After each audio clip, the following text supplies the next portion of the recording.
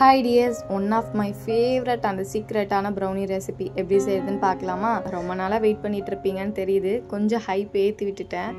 Last time நம்ம oil வச்சு பண்ணியிருந்த ப்ரௌனியே ரொம்ப சூப்பரா ஹீட் ஆயிருந்தது. நிறைய பேர் பாத்தீங்கன்னா பிகினரே ரொம்ப சூப்பரா கிரிங்கிள் டாப்போட ப்ரௌனி செஞ்சு ஷேர் பண்ணியிருந்தீங்க. பார்க்க ரொம்பவே ஹாப்பியா இருந்தது. அண்ட் ட்ரஸ்ட் மீ, இந்த ப்ரௌனியை நீங்கள் ஒன்ஸ் வீட்டில் ட்ரை பண்ணிட்டீங்கன்னா கண்டிப்பாக அடிக்கடி 4-5 தடவை பண்ணுற மாதிரி இருக்கும். ரொம்ப டெம்ப்ட் ஆகாதீங்க. இப்போ இந்த சீக்ரெட் ப்ரௌனி ரெசிபி எப்படி செய்யுதுன்னு பார்க்கலாமா? அதுக்கு நான் ஃபஸ்ட்டு ஒரு பவுலில் 150 கிராம் டார்க் காம்பவுண்ட் கூட 100 கிராம்ஸ் பட்டர் ஆட் பண்ணியிருக்கேன். காம்பவுண்டும் அதுக்கப்புறமா பட்டரும் ரூம் டெம்பரேச்சரில் இருக்க மாதிரி பார்த்து எடுத்துக்கோங்க. பட்டர் கொஞ்சம் அதிகமானாலும் ரெசிபி ஃபெயிலியர் ஆகிடும். கரெக்டான மெஷர்மெண்ட்டை ஃபாலோ பண்ணுங்கள். இப்போ இது ரெண்டுமே டபுள் பாயிலிங் மெத்தடில் மெல்ட் பண்ணி எடுத்துக்கிட்டேன்.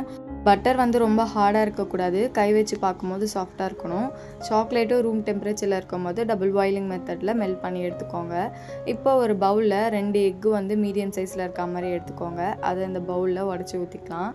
அது கூடவே பார்த்திங்கன்னா வெனிலா எசன்ஸ் ஆட் பண்ணியிருக்கேன். 2 டேபிள் ஸ்பூன் அளவுக்கு வெனிலா எசன்ஸ் ஆட் பண்ணிக்கோங்க.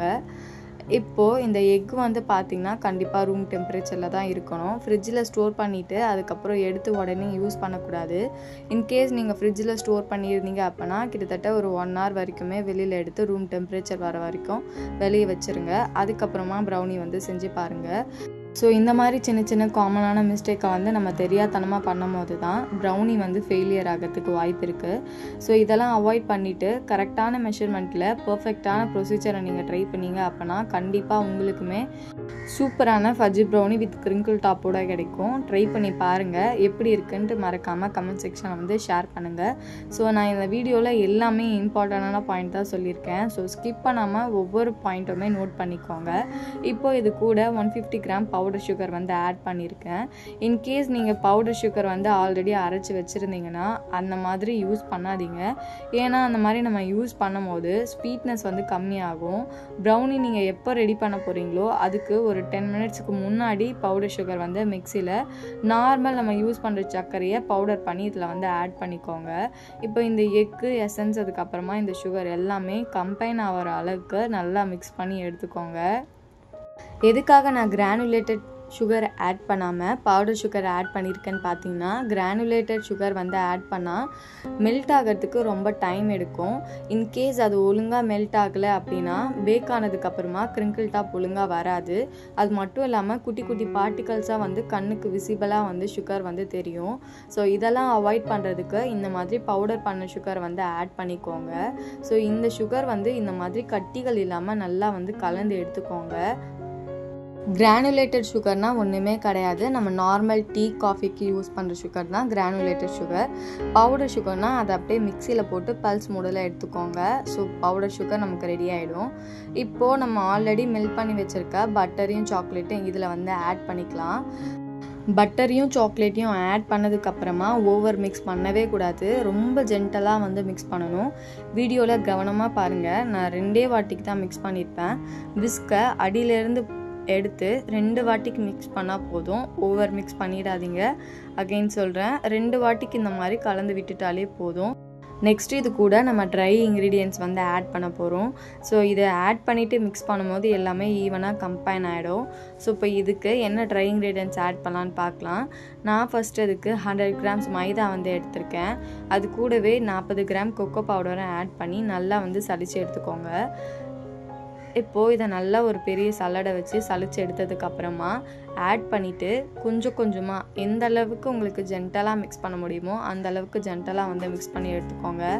அகெயின் சொல்கிறேன், ஓவர் மிக்ஸ் பண்ணிங்க அப்படின்னா கண்டிப்பாக கிரிங்கிள் டாப் வராது. எவ்வளோ ஜென்டலாக மிக்ஸ் பண்ண முடியுமோ அந்த அளவுக்கு ஜென்டலாக மிக்ஸ் பண்ணி எடுத்துக்கோங்க. எதுக்காக நம்ம சலிச்சு ஆட் பண்ணோன்னு பார்த்தீங்கன்னா இந்த மாதிரி கட்டிகள் ஃபார்ம் ஆகாமல் ரொம்ப ஃபைன் பவுடராக நமக்கு கிடைக்கும். ஸோ மிக்ஸ் பண்ணுறதுக்கும் ரொம்பவே ஈஸியாக இருக்கும். ஸோ ஒவ்வொரு வாட்டிக்கு நீங்கள் ப்ரௌனி பண்ணும்போது கண்டிப்பாக இந்த மாதிரி சலிச்சு எடுத்துகிட்டு அதுக்கப்புறமா ட்ரை இன்க்ரீடியன்ட்ஸை ஆட் பண்ணிக்கோங்க. நம்மளுடைய பேட்டர் எல்லாம் ஈவனாக மிக்ஸ் ஆகிற மாதிரி இந்த மாதிரி மிக்ஸ் பண்ணி எடுத்துக்கோங்க. விஸ்கில் பேட்டர் இருக்கும். ஸோ அப்போது இந்த மாதிரி கொஞ்சம் கொஞ்சமாக தட்டி தட்டி எடுத்து அதுக்கப்புறம் மிக்ஸ் பண்ணி எடுத்துக்கோங்க. விஸ்கை ரிமூவ் பண்ணிவிட்டு ஸ்பேச்சுலா யூஸ் பண்ணி கட் அண்ட் ஃபோல்ட் மெத்தடில் அடியிலேருந்து ஒரு வாட்டிக்கு மிக்ஸ் பண்ணி எடுத்துக்கோங்க. அதுக்கப்புறமா ஓவர் மிக்ஸ் பண்ண வேண்டாம். இப்போது நம்மளுடைய பேட்டர் வந்து ரெடி ஆயிடுச்சு. இதை நம்ம டின்னில் வந்து ட்ரான்ஸ்ஃபர் பண்ணிக்கலாம். நான் ஆல்ரெடி டின்னில் பார்ச்மெண்ட் பேப்பர் போட்டு செட் பண்ணி வச்சுருக்கேன். ப்ரௌனிக்கு நீங்கள் பட்டர் பேப்பர் யூஸ் பண்ணுறதுக்கு பதிலாக பார்ச்மெண்ட் பேப்பர் யூஸ் பண்ணிங்க அப்படின்னா நம்மளுடைய ப்ரௌனி ஒட்டாமல் வரும். இப்போ நம்மளுடைய பேட்டர் ரெடி ஆகிடுச்சு. டின்னில் வந்து ட்ரான்ஸ்ஃபர் பண்ணிக்கலாம். நான் இன்றைக்கி 9 இன்ச்சு ஸ்கொயர் டின் வந்து யூஸ் பண்ணியிருக்கேன். 9 இன்ச்சு டின் எதுக்காக நான் யூஸ் பண்ணியிருக்கேன்னா ப்ரௌனி கொஞ்சம் ஃப்ளாட்டாகவும் எக்ஸ்ட்ரா பீசஸும் நமக்கு கிடைக்கும். உங்களுக்கு ப்ரௌனி ஃப்ளாட்டாக வேணாம், ஹைட்டாக வேணும்னு வச்சிங்கன்னா நீங்கள் தாராளமாக 8 இன்ச்சு ஸ்கொயர் டின் வந்து யூஸ் பண்ணுங்கள். ரொம்ப பர்ஃபெக்டாக இருக்கும். நான் சொல்லியிருக்க மெஷர்மெண்ட்டில் நீங்கள் ப்ரௌனி ரெடி பண்ணிங்க அப்படின்னா கிட்டத்தட்ட 600 கிராம்ஸ் வரைக்குமே பேட்டர் வந்து கிடைக்கும். இப்போது டின்னில் ட்ரான்ஸ்ஃபர் பண்ணதுக்கப்புறமா பேட்டரு எல்லா இடமும் ஈவனாக இருக்க மாதிரி லெவல் பண்ணி எடுத்துக்கோங்க. நம்ம மேஜராக மிஸ்டேக் பண்ணுற விஷயம் என்னென்னு பார்த்தீங்கன்னா ப்ரௌனிக்கு பட்டரையும் சாக்லேட்டையும் மெல்ட் பண்ணும்போது ரொம்ப கவனமாக மெல்ட் பண்ணணும். இன்கேஸ் நம்ம ஓவராக மெல்ட் பண்ணிட்டோம் அப்படின்னா கண்டிப்பாக பட்டர் தனியாகவும் சாக்லேட் தனியாகவும் தெரிஞ்சிடும். அதுக்கப்புறம் இந்த மாதிரி நம்ம ப்ரௌனி பேட்டரை டின்னில் ட்ரான்ஸ்ஃபர் பண்ணும்போது அது ஒரு மாதிரி அல்வா பதத்துக்கு வரும். அது மட்டும் இல்லாமல் பட்டரை ஓவராக மெல்ட் பண்ணிட்டாலுமே நம்ம பேட்டருக்கு மேலே ஒரு லேயர் ஃபுல்லாகவே பட்டர் வந்து ஆயிலியாக இருக்க மாதிரி இருக்கும். ஸோ இதெல்லாம் அவாய்ட் பண்ணுறதுக்கு ப்ராப்பர் வேயில் டபுள் பாயிலிங் மெத்தடோ மைக்ரோவேவோ பண்ணி எடுத்துக்கோங்க. ஸோ இந்த மாதிரி சின்ன சின்ன டிப்லாம் ஒழுங்காக நம்ம ஃபாலோ பண்ணும்போது நம்மளுடைய ப்ரௌனி ரொம்பவே சூப்பராக இருக்கும்.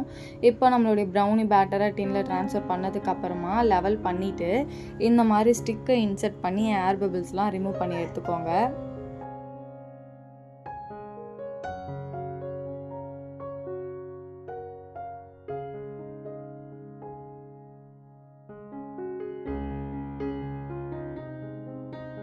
பேட்டரை டேப் பண்ணாமல் இந்த மாதிரி ஸ்டிக் இன்சர்ட் பண்ணி ஏர் பபிள்ஸ் எல்லாம் ரிமூவ் பண்ணி எடுத்துக்கோங்க. கண்டிப்பாக இந்த ஸ்டெப் பண்ணணும். இப்போது நம்மளுடைய ஓடிஜியை 180 டிகிரி செல்சியஸில் 10 மினிட்ஸ் ப்ரீஹீட் பண்ணிவிட்டு பேட்டரை சென்டர் ரேக்கில் வச்சுட்டு டபுள் ராடுமே ஆன் பண்ணிக்கோங்க. கிட்டத்தட்ட எனக்கு இது பேக் ஆகிறதுக்கு 30 to 35 மினிட்ஸ் வந்து ஆச்சு.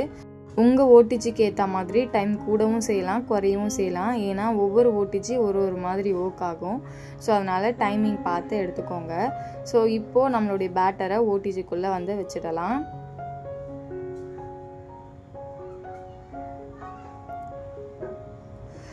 நம்மளுடைய ப்ரௌனி பேக் ஆச்சா இல்லையான்னு எப்படி நம்ம டெஸ்ட் பண்ணணும்னு பார்த்தீங்கன்னா நடுவில் ஸ்டிக் இன்சர்ட் பண்ணிவிட்டு பேட்டர் ஒட்டி வந்துச்சு அப்படின்னா நம்ம ப்ரௌனி இன்னும் கொஞ்சம் டைம் கொடுத்து பேக் பண்ணணும்.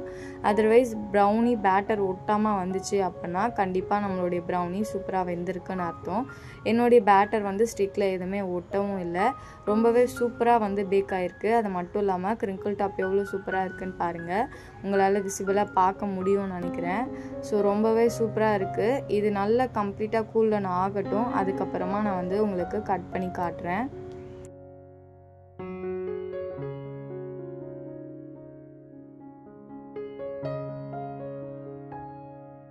ஒன் ஹவர் கம்ப்ளீட்டாக கூல் டவுன் ஆனதுக்கப்புறமா டின்லேருந்து ட்ரான்ஸ்ஃபர் பண்ணிவிட்டு டிமோல்ட் பண்ணி எடுத்துக்கோங்க. இப்போது நமக்கு தேவையான சைஸில் கட் பண்ணி எடுத்துக்கலாம்.